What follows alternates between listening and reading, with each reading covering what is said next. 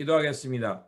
좋으신 아버지 하나님, 오늘도 우리에게 새날을 허락하여 주시고 이 아침을 깨우며 주님의 말씀 앞으로 나아가게 하신 거 감사합니다. 특별히 아버지 하나님, 저희들이 주님의 말씀 앞에 설 때마다 우리의 사람이 점점 더 예수 그리스도를 닮아가게 하여 주시고 하느님의 성품을 닮아갈 수 있는 저희들이 되게 하여 주시옵소서. 또한 아버지 하나님, 그 말씀으로 우리의 인생관과 세계관이 변화될 수 있게 하여 주셔서 정말 하나님의 마음으로 이 역사를 바라보며 주님께서 이 땅에 오셔서 이루고자 하셨던 하나님의 나라, 하나님의 통치 속에 이루어지는 평화의 세상을 꿈꾸며 그 세상을 이루기 위해 힘쓰며 살아가는 우리 모두가 되게 하여 주시옵소서. 우리 구주 예수 그리스도의 이름으로 기도드립니다. 아멘. 성경 말씀은 이사야서 11장에서 12장입니다. 본문 읽기는 11장 1절에서 10절까지만 읽도록 하겠습니다. 오늘 우리에게 주신 말씀은 이사야서 11장에서 12장입니다. 본문 읽기는 11장 1절에서 10절입니다.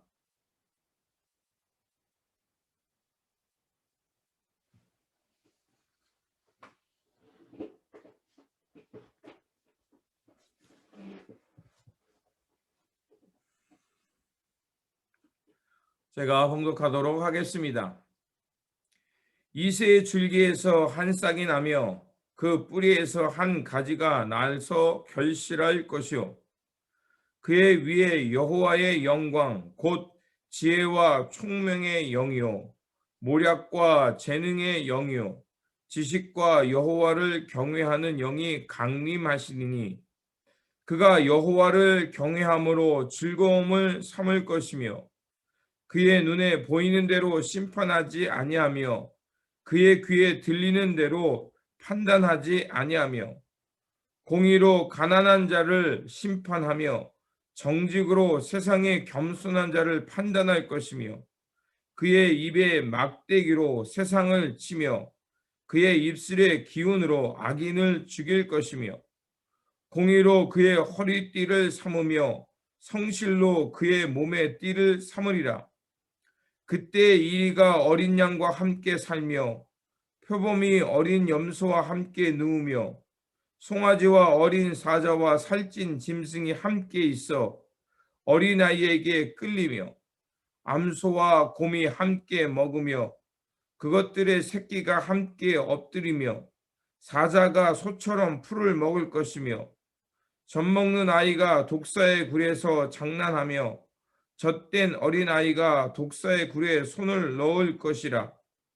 내가 거룩한 산 모든 곳에서 해됨도 없고 상함도 없을 것이니 이는 물이 바다를 덮음같이 여호와를 아는 지식이 세상에 충만할 것임이라. 그날에 이새의 뿌리에서 한 싹이 나서 만민의 기치로 설 것이요 열방이 그에게로 돌아오리니 그가 거한 곳이 영화로우리라. 아멘. 이사야 11장은 이새의 뿌리에서 한 싹이 난다고 얘기하죠. 바로 메시아의 도래를 말합니다. 메시아가 이 땅에 다시 오시면 하나님의 공의 가운데 다스리는 평화의 나라가 회복될 것임을 말하는 것이 11장이고요.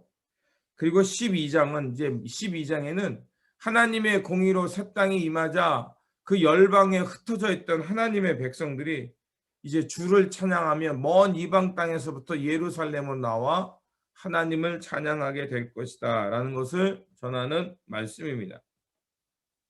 그래서 오늘 본문 이사야서 11장 1절에서 이 9절까지의 말씀을 보면 이제 하나님의 나라 예수 그리스도를 통해 이루어지는 평화의 나라가 회복되는 것을 전하는 것을 볼 수가 있습니다.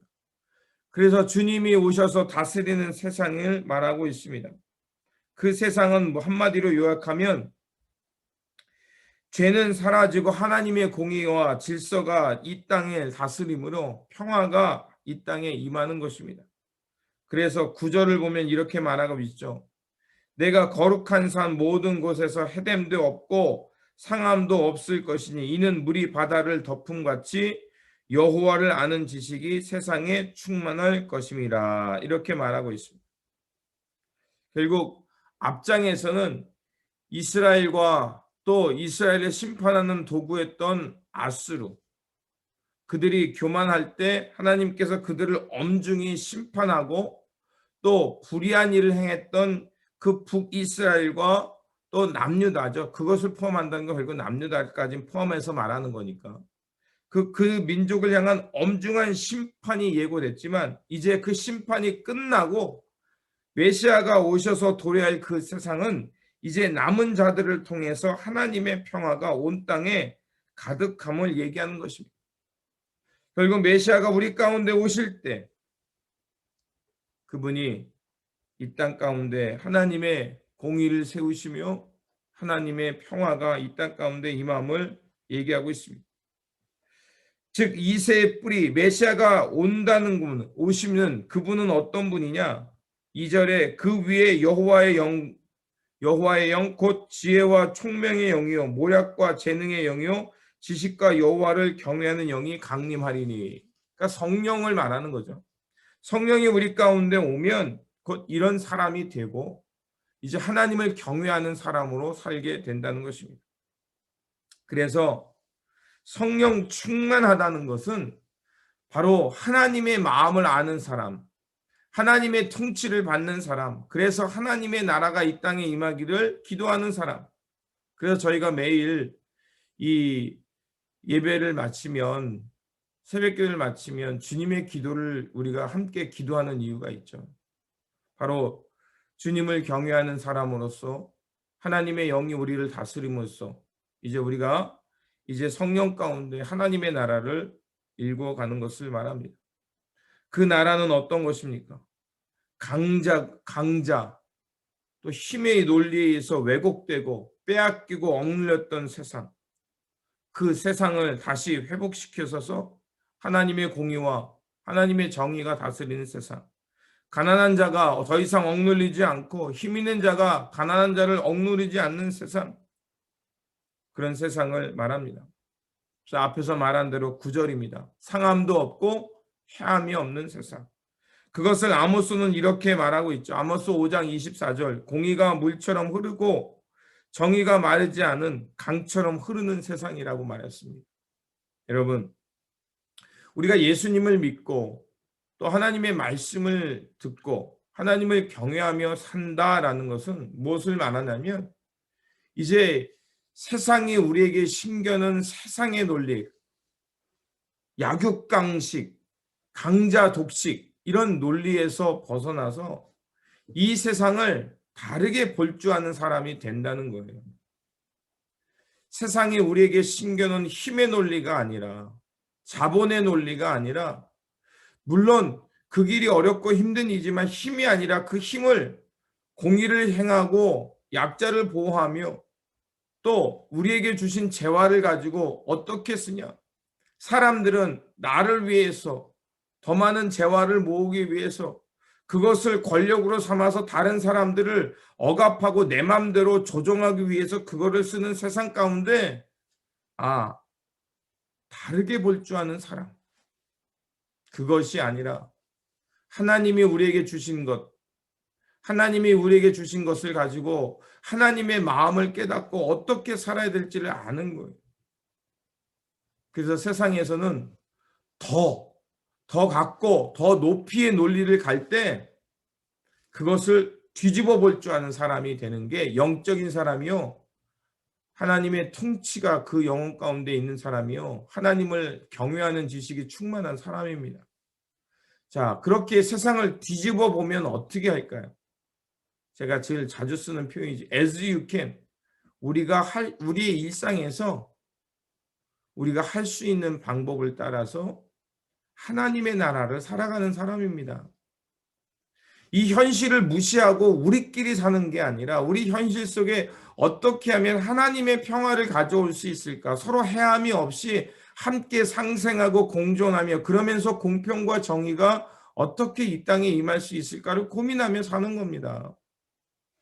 교회라는 건 하나님을 향해 예배하는 장소이기도 하지만 우리가 하나님의 말씀을 통해서 이렇게 하나님의 마음을 깨닫고 하나님의 공평과 하나님의 정의가 실현되는 세상을 함께 고민하고 함께 연습하고 그래서 그 축도, 베네딕션은 세상을 향해 보내는 거잖아요.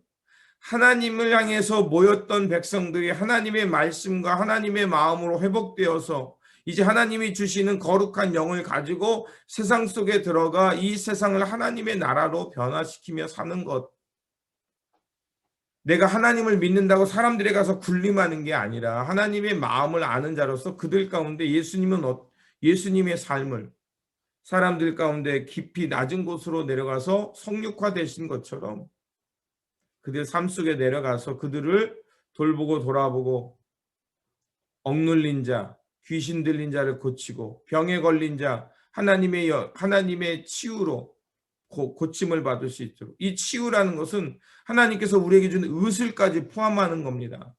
물론 의술로도 하나님의 기적으로도 치유를 받을 때도 있지만 하나님은 우리에게 의술을 주셨다는 것은 그 의술로도 얼마든지 하나님의 치유를 경험하며 살라는 하나님의 은총 아닙니까?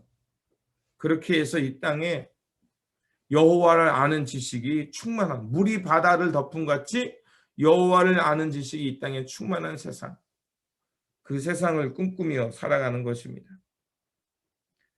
그런 세상이 오기를 우리는 간절히 기다리고 고대하고 기도하고 또 그 길이 오도록 우리는 광야의 길을 내는 사람인 것입니다.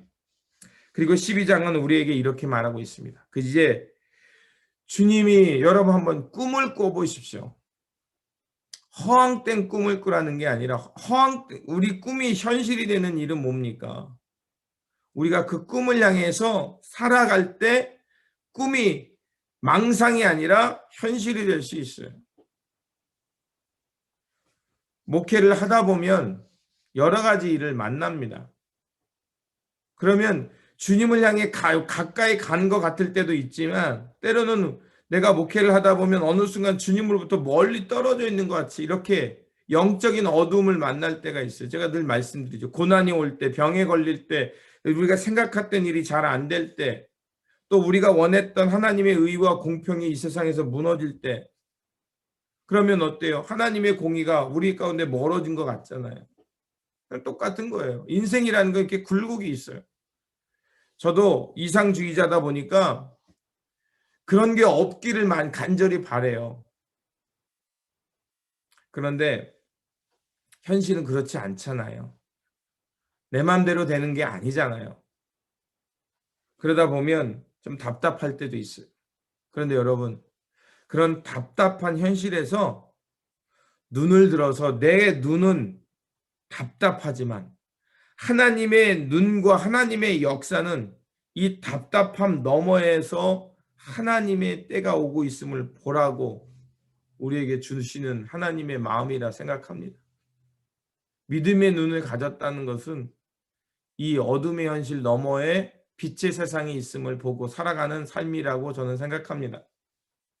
12장은 어쩌면 그러면 저는 이렇게 생각했어요. 12장에 보면 모든 열방이 하나님을 찬양해서 나옵니다. 마치 출애굽한 백성이 여호와를 찬양하며 그 약속의 땅으로 들어가는 새 예루살렘으로 향해 나아가는 것과 같은 거예요.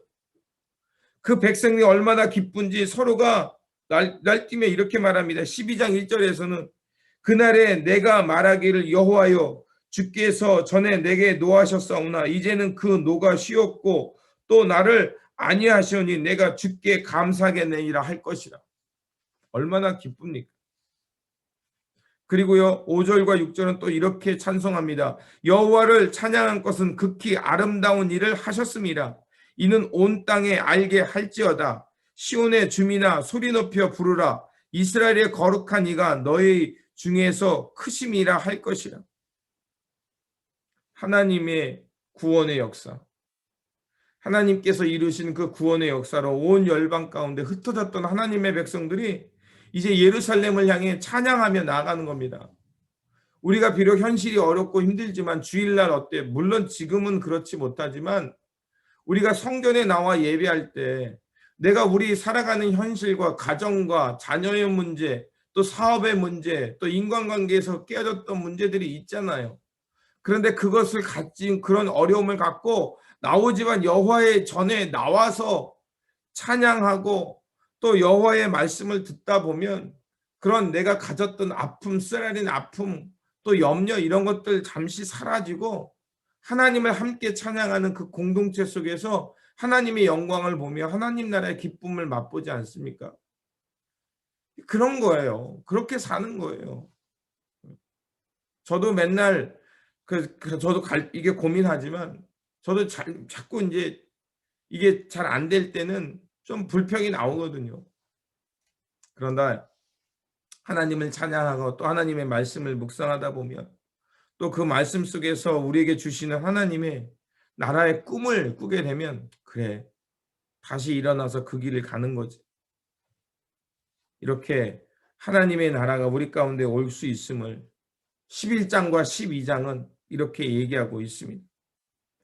그렇습니다. 우리가 하나님의 백성으로서 우리에게 희망을 얘기하며 그 하나님이 다스리는 그 세상을 꿈꾸며 얘기할 수 있는 것은 바로 예수 그리스도께서 우리 가운데 오셨고요. 그리고 주님이 우리 가운데 삶으로 분명하게 보여주셨고요. 그리고 주님께서 가신 그 길이 죽음으로 끝나는 것이 아니라 부활의 아침의 영광이 있음을 주님께서 몸소 보여주셨고, 그리고 하나님의 보좌 위에 하나님께 올라가셨다가 이제 우리 가운데 성령님을 통해서 이제 하나님의 나라를 이루어가고 있음을 주님께서 약속으로 삶으로 또 성서의 말씀을 성취하심으로 보여주셨습니다. 그리고 우리는 이제 예수 그리스도의 은총을 통하여 이제 죄와 사망의 올무에서 벗어나 하나님의 놀라운 구원과 은총 속에 찬양하며 살아갈 수 있는 사람들이 된 것입니다. 잃어버렸던 하나님의 형상을 회복한 사람입니다. 그렇다면 이제 우리는 이 땅에서 어떻게 삶을 살아야겠습니까? 비록 불완전하고 완전하지는 않지만 하나님의 공평과 공의가 다스리는 세상, 강한 자가 약한 자를 억압하지 않는 세상, 예수 그리스도를 통해 이루어지는 하나님의 평화가 이루어지는 세상, 그 세상을 향해 꿈꾸며 살아가는 사람들이 될 것이라 믿습니다. 그래서 구절이 말한 것처럼 주님이 다스리는 그 거룩한 산에서는 서로가 해하지 않고 파괴한 일이 없고 물이 바다를 덮음같이 여호와를 아는 지식이 온 땅에 가득한 그 세상을 향해 꿈꾸며 살아가는 삶이라 믿습니다. 그러므로 주님 다시 오시는 그날까지 우리에게 주어진 이 삶의 자리에서 파괴된 이들에게 사랑과 평화를 그들에게 그것을 선물로 주며 또 우리가 할 수 있는 것에서 할 수 있는 방법으로 세상에서 준 논리, 세상의 강자독식, 약육강식이 아니라 그것 세상을 뒤집어 보면서 사랑과 평화, 돌봄과 화해, 치유와 세움의 세상을 향해서 살아가는 저와 여러분들이 되시기를 바랍니다.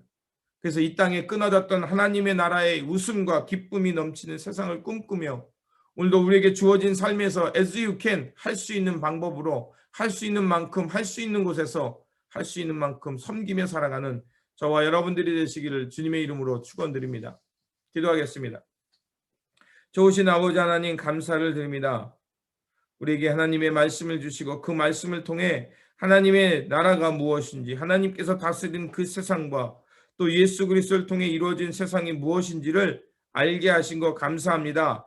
알았사오니 부족하지만 깨달은 바대로 실천하며 살게 하여 주시옵소서. 우리에게 말씀을 주시고 그것을 깨달은 만큼 저희들이 이 세상을 새롭게 보며 하나님의 나라를 향해 충성하며 살아가는 깨어있는 종들, 주님의 말씀을 가슴에 품고 살아가는 종들, 예수 그리스도를 신실하게 따라가는 종들 되어 살게 하여 주시옵소서. 우리 구주 예수 그리스도 이름으로 기도드립니다. 아멘.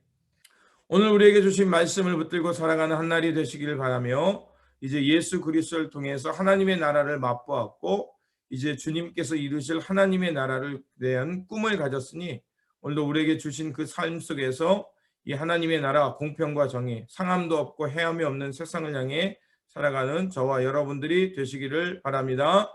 주님의 평안이 함께 하시기 바랍니다.